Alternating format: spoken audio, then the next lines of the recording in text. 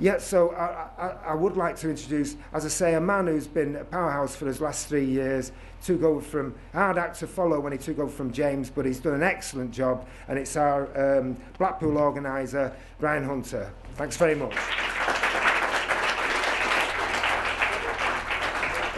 Thank you very much for coming. It's a really exceptional turnout. I'm just going to mention a name tonight. I always do this. This is always a British soldier that's been killed since the last meeting. A Warrant Officer, Ian Fisher. I was in Scotland about 3 or 4 weeks ago because my mother was gravely ill. And I lost the paper, and there was this huge, the Daily Mail, with a big advert for something that's absolutely nonsense, Scottish Power or something, and a little strip that sneaked in the middle to tell you about this Warrant Officer that was killed in action. And we really are getting to the point with this war now. If you read 1984, and Orwell talks about there's a war somewhere, nobody knows where it is, nobody knows what it's for. There's just a war somewhere. The people that are fighting the war don't know why they're fighting the war, and that's the way we're getting. We've got wars going on all over the place. Nobody knows. You don't know if you've won them or lost them. The government, it's just, people are just being sent off, and that's the way we're living. It's absolutely disgraceful. We come back to the Royal Marine trial. I just cannot believe that we send soldiers abroad to kill people. It just doesn't make sense, does it? I just cannot believe that we're getting involved in these wars, and then people are getting dragged into court for killing people. And we've got the Northern Ireland shoot to kill policy.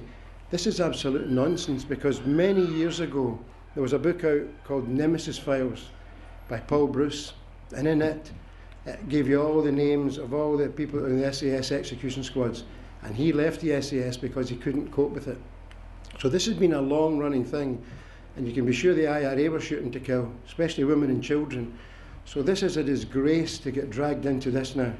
Absolute. And the definition of war, one of the definitions of war is when good men do bad things. And that's what you go to war to win the war. We now seem to be in a position where we want to go to war to lose the war. And if you kill anybody, you're going to be dragged to court. It's also the famous Vincent Bramley book, Excursion to Hell, about 3 para in the Falklands. And again, they executed 3 American mercenaries. And Special Branch went out to the Falklands looking for these people's bodies to put a case against the parachute regiment. And this is what's happening now when you've got lawyers that are sneaking about all over the place, usually legally aided, funded, trying to make cases that really don't exist. And I honestly don't know why anyone nowadays would really want to join the forces. Because if you went back 50 or 100 years ago, they get maximum support at home. They don't get that now. I have to laugh because I've spent a lot of time in Scotland recently.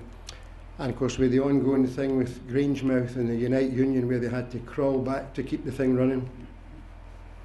It's an absolute disgrace, the way these unions are running. They're one of our biggest problems in the Northwest, one of our biggest problems in this country, Unite and UAF. And of course one of UAF's star men is in court at the moment, which has all been hushed up, but it's true. But this shows you the power of these unions. At the moment, the fire brigade, I hope there's no ex-firemen or 7 firemen in here, but at the moment the firemen have got 52,000 members and they're going on strike because they're talking about making some redundant. Last year they attended 200,000 incidents. There's 34,000 ambulancemen and they attended 9.1 million incidents. So you tell me who does the best job or what's best value for money. But the union won't wear it because the union is never in it for anything else but themselves.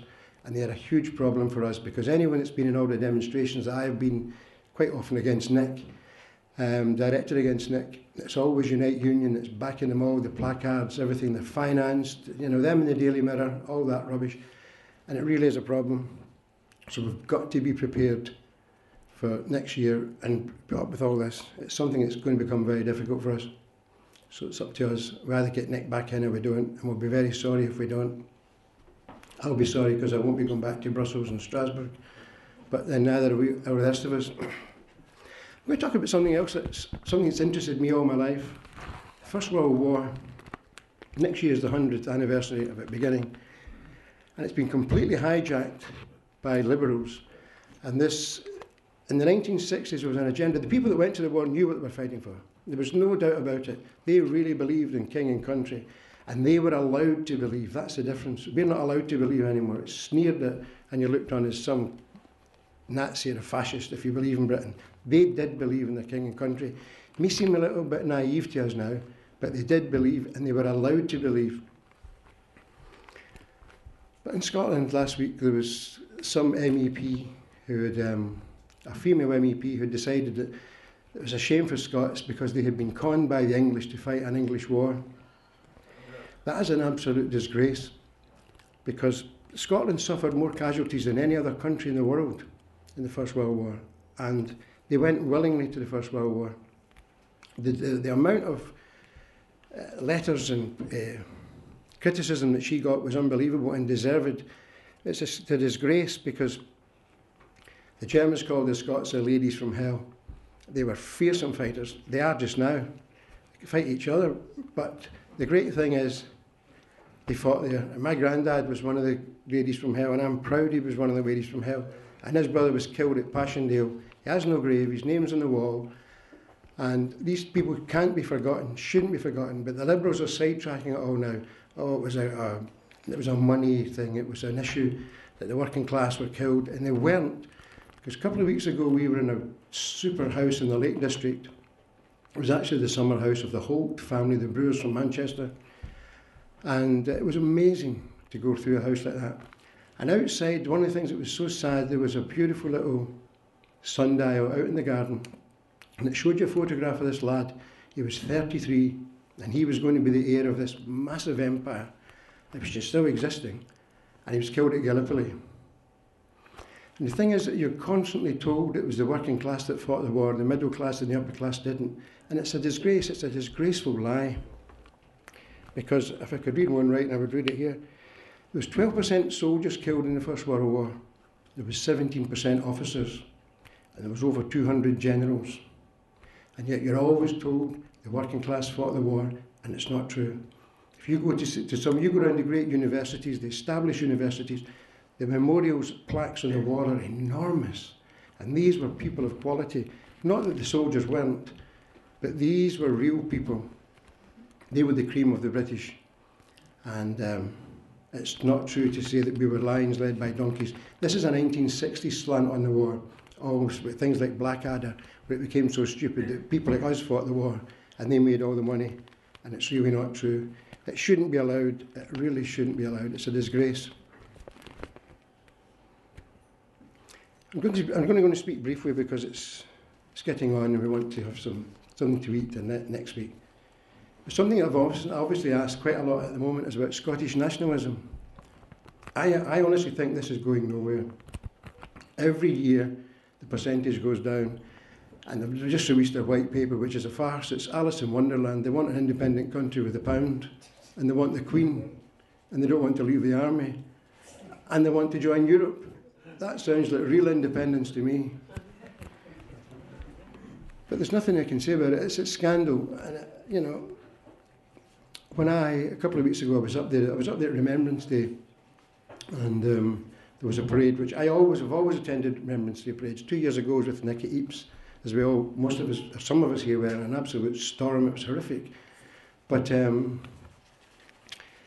I always attend, and it was great to go to this little place, Bothwell, which is quite an upper class area of Glasgow.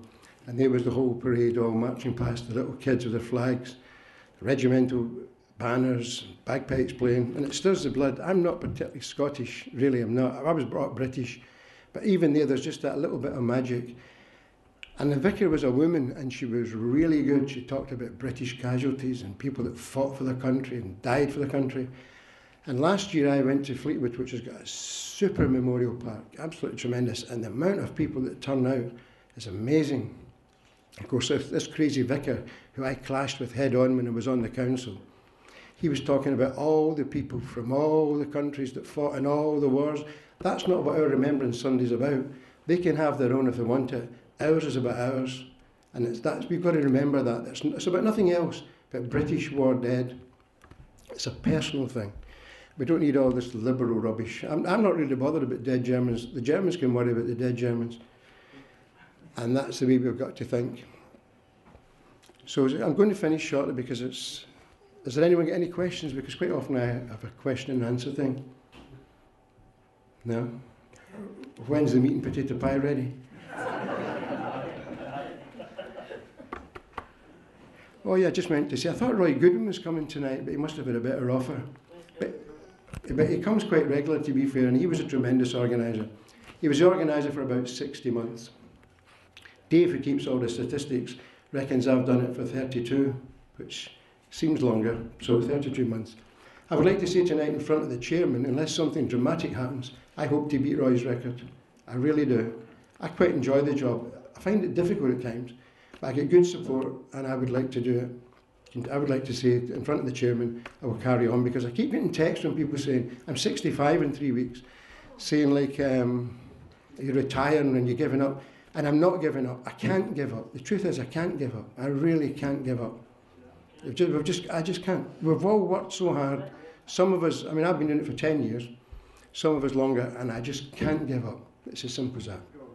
So, I'm going to say thank you very much.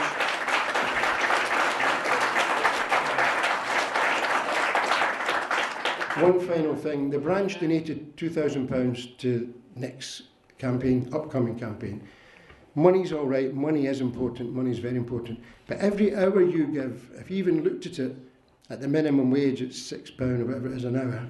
Every hour you give is almost the equivalent of money. Everything you do is something else that we do not have to pay someone.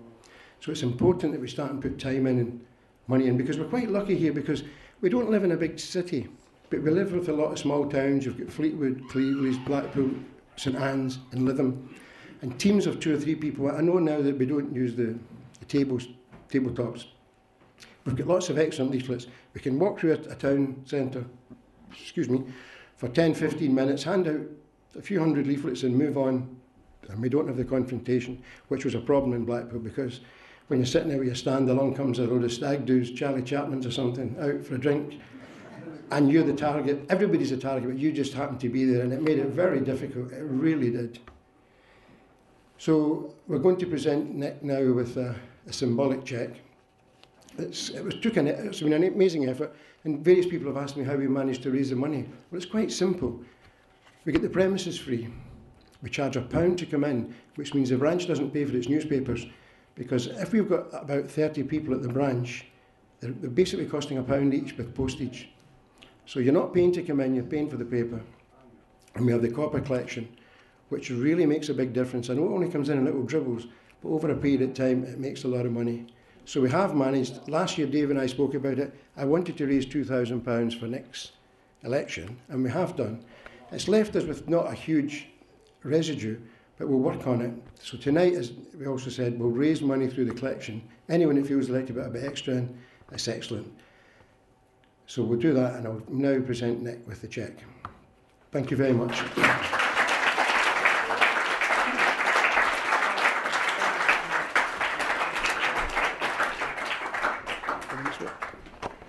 Thank you very much. There you go. Go this way. Or that way. That way. Any way you like. All right. British National Party, £2,000. Absolutely amazing. Tremendous round. Thank you very much. Thank you very much. Thank you all.